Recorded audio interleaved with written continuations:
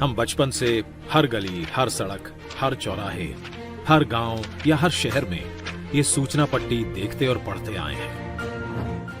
हमने ये भी देखा है कि एक सड़क बनने के बाद संबंधित विभाग को याद आता है कि यहां तो ऑप्टिकल फाइबर लगाना बाकी था, या कुछ दिनों बाद गैस पाइपलाइन बिछाने के लिए फिर से खुदाई शुरू हो जाती है। कहीं सड़क और रेल तो पहुंच जाती है, लेकिन इन दोनों को जोड़ने के लिए आवश्यक लास्ट माइल कनेक्टिविटी नहीं पहुंच पाती। इन सभी के पीछे सबसे बड़ा कारण है कि अलग अलग विभाग अलग अलग काम करते रहते हैं, और इन सब का परिणाम प्रोजेक्ट के पूरा होने में देरी, लागत में वृद्धि और आम जनता को परेशानी। ऐसा भी देखा गया है कि एक प्रोजेक्ट तो पूरा हो गया, लेकिन दूसरे प्रोजेक्ट के साथ कोऑर्डिनेशन के अभाव से जनसामान्य को उसका पूरा लाभ नहीं मिल पाता है।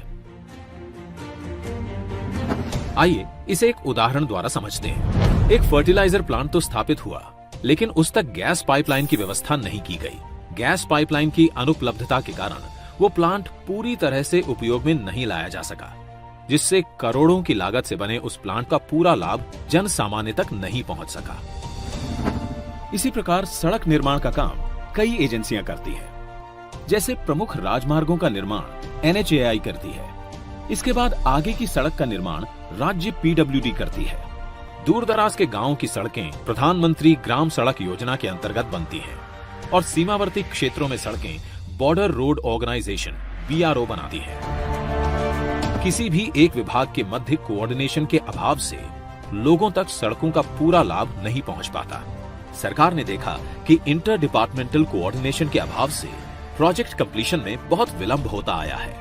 सरकार के अलग अलग विभागों ने अपने सिस्टम को किया फास्ट ट्रैक। पिछले 7 सालों में माननीय प्रधानमंत्री श्री नरेंद्र मोदी जी के नेतृत्व में तमाम ऐसे प्रोजेक्ट्स बने हैं जिसमें सारे विभागों ने समन्वय के साथ काम किया, जिससे बड़े अच्छे परिणाम आए। जैसे कि रेल मंत्रालय ने कॉमन ड्राइंग अप्रूवल सिस्टम का गठन किया और उसे भी कर दिया ऑनलाइन, जिससे सारे अप्रूवल्स एक ही पोर्टल पर मिल जाएं। भारतीय रेल की इस गति से 6 महीने में मिलने वाले अप्रूवल्स अब 2 से 3 महीने में ही मिलने लगे हैं। इसी प्रकार पर्यावरणीय मंजूरियों के लिए भी 3 अलग अलग ऑनलाइन सुविधा आरंभ कर दी गई है, जिसके अप्रूवल्स में पहले करीब 2 साल का वक्त लगता था। अब यह अवधि घटकर महज कुछ महीनों की हो गई है। रोड परिवहन ने नए नेशनल हाईवे और एक्सप्रेसवे के राइट ऑफ वे के एक्विजिशन के साथ यूटिलिटी कॉरिडोर का एक्विजिशन करना शुरू कर दिया है, जिससे सड़क के साथ साथ optic fibre cable, telephone, power cables को भी साथ में बिछाया जा सके, और उसके लिए अलग से राइट ऑफ वे एक्विजिशन करने की जरूरत ना पड़े। इन सारे प्रयासों से यूटिलिटी लगने में बहुत तेजी आ रही है और इनका लाभ जन सामान्य तक जल्द से जल्द पहुंच रहा है। इसी प्रकार दूर संचार विभाग ने राज्य सरकारों की मदद से राइट ऑफ वे के एक्विजिशन की प्रक्रिया को सरल बनाया है, जिससे टेलीफोन और OFC केबल डालने की प्रक्रिया तेज हो चुकी है, और अब टेलीफोन और इंटरनेट कनेक्टिविटी गांव-गांव तक पहुंचाई जा रही है। अब समय है इन प्रयासों को इंस्टीट्यूशनलाइज करने का। जब देश आजादी का अमृत महोत्सव मना रहा है, तब समय है इन प्रयासों को गति देने का, शक्ति देने का। इस बार लाल किले से प्रधानमंत्री जी ने कहा, भारत को आधुनिक इंफ्रास्ट्रक्चर के साथ ही इंफ्रास्ट्रक्चर निर्माण में होलिस्टिक अप्रोच, इंटीग्रेटेड अप्रोच अपनाने की बहुत जरूरत है। आने वाले कुछ ही समय में प्रधानमंत्री गति शक्ति का नेशनल मास्टर प्लान करोड़ों देशवासियों को सपना करने वाली एक बहुत बड़ी योजना लेकर के हम आपके सामने आने वाले हैं। लाखों नौजवानों के लिए रोजगार के नए अवसर लेकर के आने वाली है। विकास में गति की नई इंटीग्रेटेड और होलिस्टिक अप्रोच की शक्ति, यानी कि प्रधानमंत्री गति शक्ति, national master plan for multi modal connectivity. इसके अंतर्गत इसरो द्वारा विकसित BISAG-N इंटीग्रेटेड पोर्टल पर 16 मंत्रालयों को जोड़ने वाले 200 से ज्यादा लेयर्स काम कर रहे हैं, जिससे सभी विभागों को एक दूसरे के काम की मिलेगी विजिबिलिटी। PM गति शक्ति योजना द्वारा रेल, रोड, पोर्ट और सिविल एविएशन सभी आ जाएंगे एक बड़े अम्ब्रेला प्लान के तहत। अब पोर्टल के माध्यम से किसी भी विकास एवं निर्माण कार्य में सभी स्टेक होल्डर्स के बीच समन्वय होगा, जिसके तहत एक ऐसी व्यवस्था बनाई गई है कि सभी ग्रुप में एक साथ बैठकर बेहतर प्लानिंग कर सकेंगे। इससे लैंड एक्विजिशन के साथ साथ काम भी एक साथ होगा, तो परियोजनाओं की लागत में भी कमी आएगी।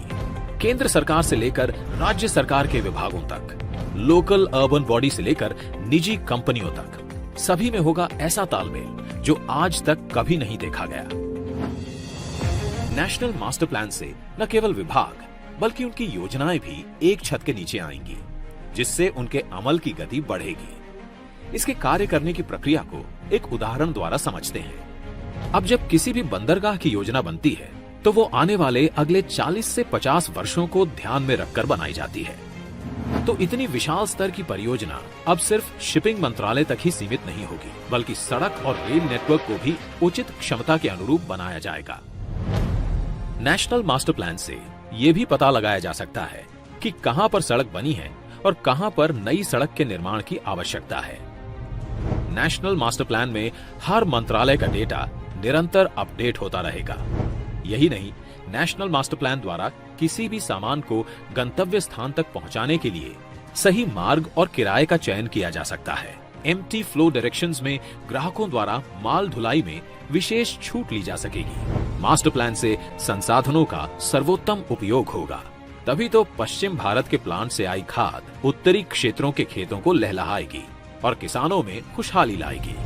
साथ ही नेशनल मास्टर प्लान निवेशकों को बताएगा कि जहां पर वे अपना निवेश करने वाले हैं, वहां सड़क और रेल की उपलब्धता कैसी है, इंडस्ट्रियल एरियाज और आसपास का एनवायरनमेंट कैसा है। इससे बिजनेस और रोजगार के अवसर बढ़ेंगे।